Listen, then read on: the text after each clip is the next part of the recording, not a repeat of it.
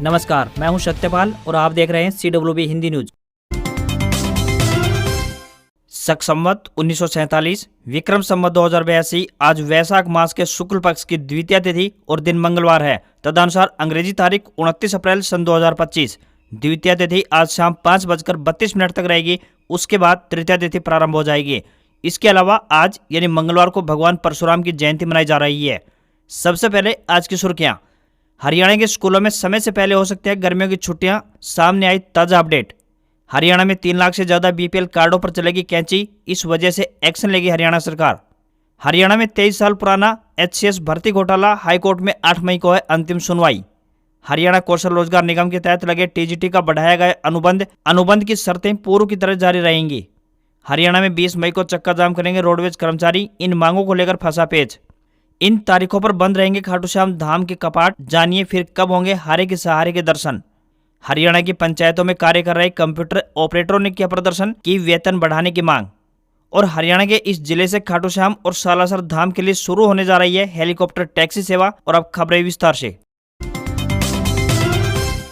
राजधानी दिल्ली समेत NCR के इलाकों में जबरदस्त गर्मी का प्रकोप देखने को मिल रहा है। दिन तो गर्म है ही, साथ ही रातों में भी चैन से सोना दुश्वार हो चुका है। आम जनता बेहाल नजर आ रही है, माथे पर पसीना सूखने का नाम नहीं ले रहा है। बीते 24 घंटे के दौरान रात का तापमान 25 डिग्री सेल्सियस रिकॉर्ड किया गया, जिससे लोग रात के समय भी खासे परेशान नजर आए। आलम यह हो चुका है कि राजधानी का अधिकतम तापमान 40 से 42 डिग्री सेल्सियस को पार कर रिकॉर्ड बना चुका है। हालांकि यहाँ हीटवेव का अलर्ट जारी नहीं हुआ है, इसके बावजूद दिन भर गर्म हवाओं से लोग परेशान नजर आ रहे हैं। वहीं नोएडा, गाजियाबाद और गुरुग्राम में बादलों की आवाजाही से लोगों को कुछ राहत जरूर मिली है। हालांकि आज से अगले 2 दिनों तक पूरे NCR क्षेत्र में बादलों की आवाजाही लगी रहेगी, जिससे गर्मी से कुछ राहत मिलेगी।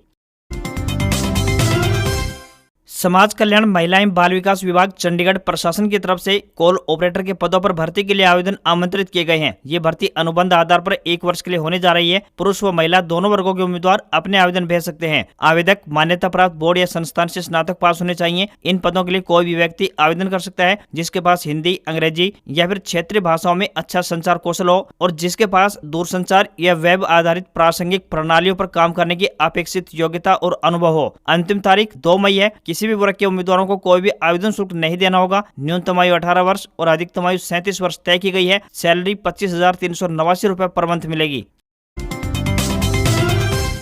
हरियाणा सहित उत्तर भारत के कई राज्यों में गर्मी ने अपना रौद्र रूप दिखाना शुरू कर दिया है। तापमान में तेजी से वृद्धि हो रही है और झुलसा देने वाली गर्मी लोगों का हाल बेहाल कर रही है। ऐसे में अभिभावकों को स्कूलों की गर्मियों की छुट्टियों का बेसब्री से इंतजार हो रहा है। मौजूदा मौसम को देखते हुए अनुमान लगाया जा रहा है कि इस बार गर्मियों की छुट्टियां समय से पहले हो सकती है। लगातार बढ़ते तापमान और सूर्य की तपिश को देखते हुए साल 2025 में गर्मियों की छुट्टियों का ऐलान जल्दी हो सकता है, लेकिन अभी तक आधिकारिक घोषणा नहीं हुई है। लेकिन संभावना है कि मई महीने के आखिरी सप्ताह में स्कूलों की छुट्टियां शुरू हो सकती हैं और यह पूरे जून महीने तक चलेगी। आमतौर पर गर्मियों की छुट्टियों की शुरुआत 1 जून से प्रारंभ होती है। ऐसे में इस बार लगातार बढ़ते तापमान और गर्मी को देखते हुए सरकार द्वारा जल्दी छुट्टियां घोषित की जा सकती है। यदि इसी तरह तापमान में बढ़ोतरी होती रही तो जल्दी गर्मियों की छुट्टियों का आधिकारिक नोटिफिकेशन जारी हो सकता है।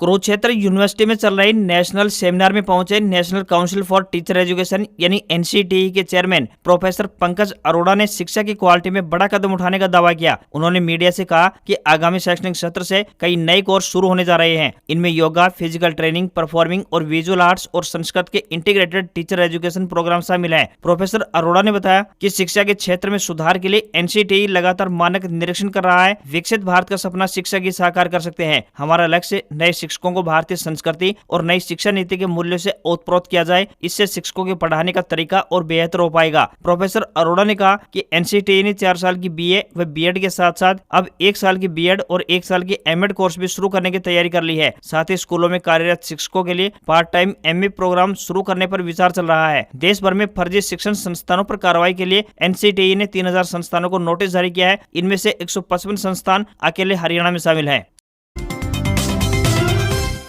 हरियाणा कौशल रोजगार निगम यानी HKRN के तहत स्कूलों में तैनात 679 TGT शिक्षकों का अनुबंध इस शैक्षणिक सत्र तक बढ़ा दिया गया है। अब ये सभी शिक्षक 31 मार्च 2026 तक ड्यूटी कर सकेंगे। इससे पहले 1 अप्रैल 2025 को इन शिक्षकों को सरप्लस दिखाकर शिक्षा विभाग की तरफ से कार्य मुक्त कर दिया गया था। शिक्षा निदेशालय की ओर से सभी जिला मौलिक शिक्षा अधिकारियों को निर्देश जारी कर दिए गए हैं। शिक्षा निदेशालय की तरफ से जारी आदेश अनुसार जिन TGT के पदों पर नियुक्त शिक्षकों को सरप्लस होने के कारण कार्यभार मुक्त कर दिया गया था, उनका कॉन्ट्रैक्ट अब 31 मार्च 2026 यानी 1 वर्ष तक के लिए बढ़ाया जाता है। ये शिक्षक फिर से उन्हीं स्कूलों में बच्चों को पढ़ाएंगे जिनमें वो पहले से पढ़ा रहे थे। सूत्रों की माने तो प्रदेश के स्कूलों को सरप्लस बताकर हटाए गए 252 PGT शिक्षकों का भी 1 साल का अनुबंध बढ़ाने पर विचार चल रहा है। इस संबंध में जल्दी शिक्षा निदेशालय विचार करने के बाद पत्र जारी कर सकता है। इसमें TGT शिक्षकों की तरह PGT शिक्षकों के भी अनुबंध बढ़ाने की संभावना है।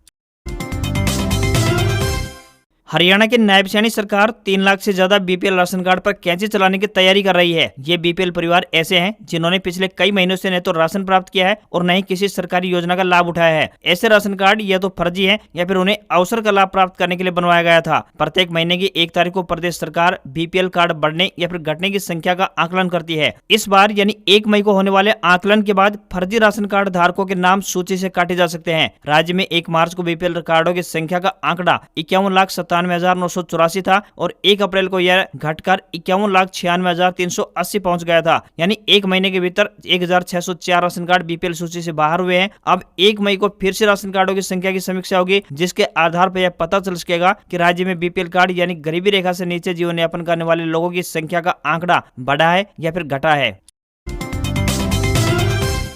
हरियाणा की पंचायतों में कार्य कर रहे कंप्यूटर ऑपरेटरों ने रविवार को कुरुक्षेत्र स्थित CM आवास के बाहर दिन भर प्रदर्शन किया। यह प्रदर्शन पूरा दिन चला। बता दें कि यह प्रदर्शन वेतन बढ़ाने को लेकर किया गया। शाम के वक्त CM कार्यालय प्रभारी कैलाश सैनी ने कर्मचारियों को CM नायब सिंह सैनी से चंडीगढ़ में मिलाने का आश्वासन दिलाया। कर्मचारियों ने शाम को अपना प्रदर्शन आगामी निर्णय तक स्थगित कर दिया है। इस दौरान कर्मचारियों ने अपनी सैलरी 6,000 रुपए से बढ़ाने की मांग उठाई है। सभी कर्मचारियों का कहना है कि उनके वेतन को बढ़ाया जाए। सभी कर्मचारियों की मांग है कि उनके साथ बड़ी नाइंसाफी हुई है। उनकी नियुक्ति परीक्षा अफसरों जैसी है और तनख्वाह मात्र 6,000 रुपए है। कर्मचारियों का कहना है कि इस पद के लिए उन्होंने 2 एग्जाम क्रैक किए हैं और उनकी सैलरी मात्र 6,000 रुपए है। फिलहाल CM कार्यालय प्रभारी कैलाश सैनी ने कर्मचारियों को मुख्यमंत्री से मिलवाने का आश्वासन दिया है। ऐसे में कर्मचारियों द्वारा आगामी निर्णय तक प्रदर्शन रोक दिया गया है।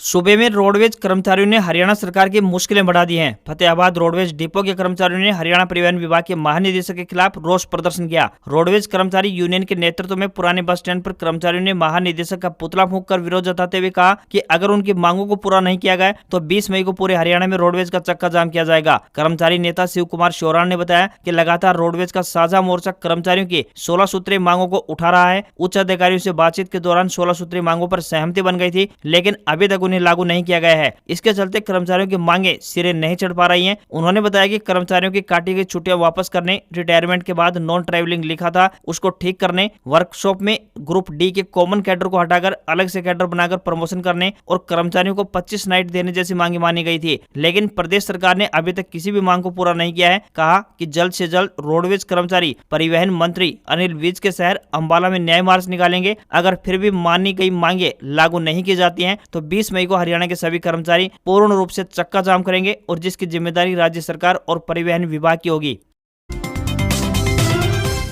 केंद्रीय माध्यमिक शिक्षा बोर्ड यानी CBSE द्वारा 10वीं और कक्षा 12वीं की वार्षिक परीक्षाओं का आयोजन सफलतापूर्वक देश और विदेश के विभिन्न परीक्षा केंद्रों पर संपन्न करवाया जा चुका है। अब लाखों की संख्या में विद्यार्थी, अभिभावकगण और शिक्षक रिजल्ट का इंतजार बेसब्री से कर रहे हैं। अब बच्चों का इंतजार ज्यादा दिन नहीं रुकने वाला, क्योंकि जल्द ही CBSE बोर्ड विद्यार्थियों के लिए खुशखबरी देने वाला है। अब रिजल्ट को लेकर जो कयास लगाए जा रहे हैं उसके अनुसार मई के पहले या फिर दूसरे सप्ताह में बोर्ड रिजल्ट जारी कर सकता है। अनुमान है कि अब की बार 12 मई के आसपास CBSE रिजल्ट घोषित कर सकता है। इन परीक्षाओं में विद्यार्थियों को हर सब्जेक्ट में पास होने के लिए कम से कम 33% नंबर हासिल करने होते हैं। बोर्ड द्वारा जब भी रिजल्ट घोषित किया जाएगा वह CBSE के आधिकारिक वेबसाइट www.cbse.gov.in पर अपलोड कर दिया जाएगा।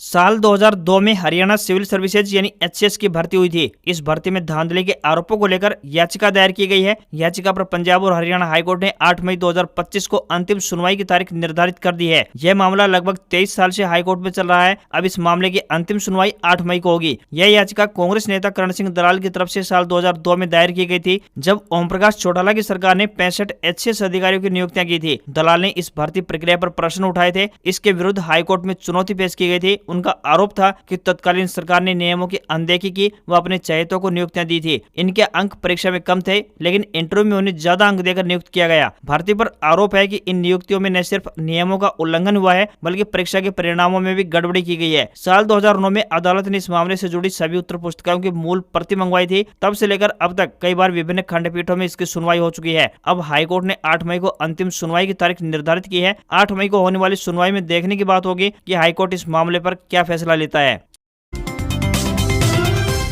देश ही नहीं बल्कि विदेशों से भी सालासर धाम और खाटू श्याम जाने वाले भक्तों की कोई कमी नहीं है। हर साल लाखों की संख्या में श्रद्धालु इन दोनों ही पावन जगहों के लिए जाते हैं। इसके लिए ट्रेन, बस या फिर अन्य साधनों का सहारा लेते हैं। लेकिन अब जो श्रद्धालु इन धामों के लिए यात्रा करना चाहेगा, उनके लिए एक और अच्छी खबर सामने आ रही है। यहाँ जाने के लिए अब जल्द ही टैक्सी सेवा की शुरुआत होने वाली है। इस विषय में हरियाणा के नागरिक उड्डयन मंत्री विपुल गोयल ने रविवार को जयपुर में राजस्थान के नागरिक उड्डयन मंत्री गौतम कुमार से मुलाकात की। इस दौरान गुरुग्राम से सालासर और खाटू श्याम धाम के लिए प्रस्तावित हेलीकॉप्टर टैक्सी सेवा को लेकर विचार विमर्श किया गया। मिली जानकारी के अनुसार बता दें कि सालासर और खाटू श्याम जी तक यह सेवा शुरू हो जाने के बाद गुरुग्राम से चंडीगढ़ और गुरुग्राम से हिसार के रूट पर इस सेवा की शुरुआत की जाएगी। वर्तमान में गुरुग्राम से चंडीगढ़ की दूरी में 6 घंटे तक का समय लग जाता है। इसी प्रकार हिसार तक भी 4 से 5 घंटे लग जाते हैं। यदि हेलीकॉप्टर सेवा की शुरुआत हो जाती है तो महज इस दूरी को 1 घंटे में पूरा किया जा सकेगा।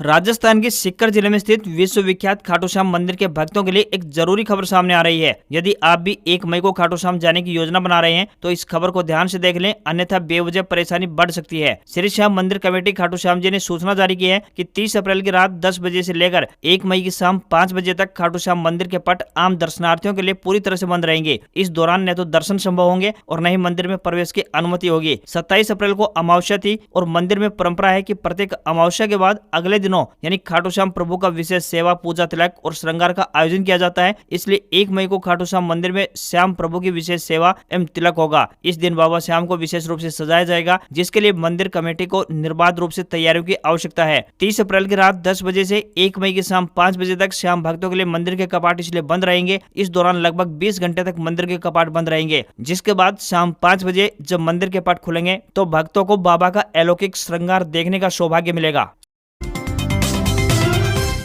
इंडियन नेशनल लोकदल यानी इनेलो का स्थापना दिवस आज यानी मंगलवार 29 अप्रैल को मनाया जाएगा। पार्टी मुख्यालय के अलावा सभी जिलों में इनेलो के नेता एवं कार्यकर्ता स्थापना दिवस मनाएंगे। इस उपलक्ष्य में सभी कार्यकर्ता घरों और कार्यालयों पर पार्टी का झंडा लगाएंगे और फ्लैग निकालेंगे। सिरसा में बरनाला रोड पर स्थित अभय सिंह आवास पर पार्टी का स्थापना दिवस मनाया जाएगा। इस दौरान सभी हलकों के कार्यकर्ता मौजूद रहेंगे। इसको लेकर इनेलो के राष्ट्रीय अध्यक्ष चौधरी अभय सिंह चौटाला ने वीडियो के माध्यम से एक संदेश जारी किया है कि पार्टी के सभी पदाधिकारी और कार्यकर्ता जिला स्तर पर मंगलवार को इनेलो पार्टी का स्थापना दिवस मनाएं और अपने घरों और दुकानों एवं दफ्तरों पर इनेलो पार्टी के चश्मा के निशान का झंडा लगाएं। साथ ही इनेलो के प्रदेश अध्यक्ष रामपाल माजरा, विधायक अर्जुन चौटाला, जिला परिषद चेयरमैन करण चौटाला और महिला प्रदेश अध्यक्ष सुनैना चौटाला ने भी स्वर्गीय चौधरी देवलाल और स्वर्गीय चौधरी ओम प्रकाश चौटाला में आस्था रखने वाले सभी लोगों से अपने घरों और व्यावसायिक संस्थानों पर इनेलो पार्टी का झंडा लगाने की अपील की है।